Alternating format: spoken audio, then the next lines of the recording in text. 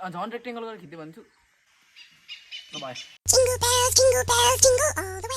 hey guys good morning बिहानको 5:25 जस्तो होला आज हामी जाने ल बिहान त छ्याङ्गै भइसक्यो मेरो रुम हो यसमा यो सबै सामान लानुपर्ने यो स्पिकर यो दिस इज अ गिम्बल है एयरपड्स हातमा यो बान्छु त ट्याङ्के मान्छे हो भने त सुकेचौरी कहाँ भने थाहा होला म सुकेचौरी किन्नुपर्ने यहाँदेखि सुकेचौरी पुग्नु एकदम गाह्रो छ त्यही भएर मैले मम्मीले पुऱ्याइमा आएको छु ल यो कुन ठाउँमा आइपुगेको छु म यहाँ मेरो छेउमा आई थिङ्क क्रिस्टियानिटीहरूको च्यानहरू रहेछ म देखाउँछु ल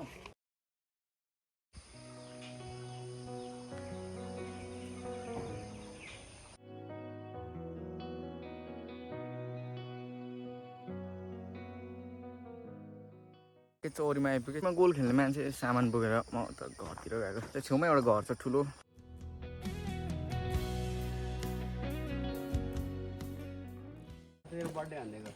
मेरो थ्याङ्क यू ह्याप्पी बर्थडे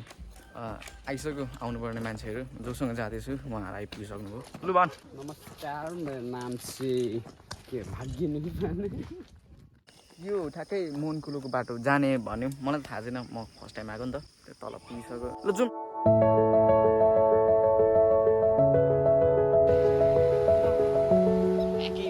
एकदम खोला छ उसरी यहाँ पनि रहेछ त लौ भ्लग बनाउनु सिकेँ नि यहाँ आइपुगेँ guys Shriram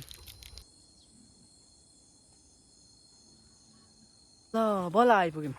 but nice view कति बज्यो अहिले लगभग त्यस्तै 8 बज्न आँट होला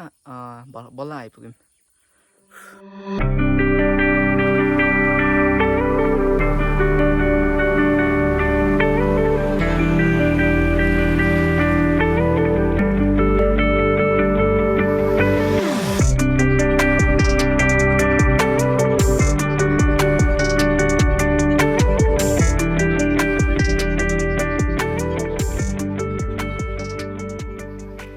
पूजा पनि सक्यो अब हामी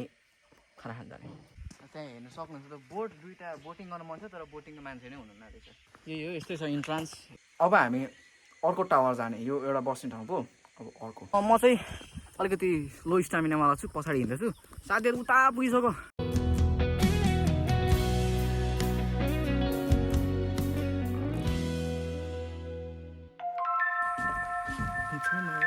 यो भ्यू टावरदेखि अहिले चढ्नुपर्छ ल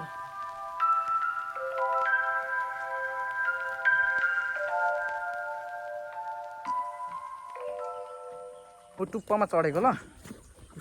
अघि उता पनि चढ्न खोजेको त चढ्ने ठाउँै छैन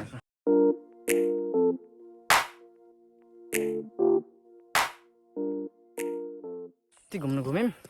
अब हामी फर्केको ल आजको भ्लग चाहिँ यहीँ एन्ड गर्न चाहन्छु थ्याङ्क यू फर वाचिङ खुट्टामा घाउ भएको छ मेरो धेरै कुरा भयो आज एकदमै ग्यास्ट्रिक भयो मलाई thank you very much next भ्लगमा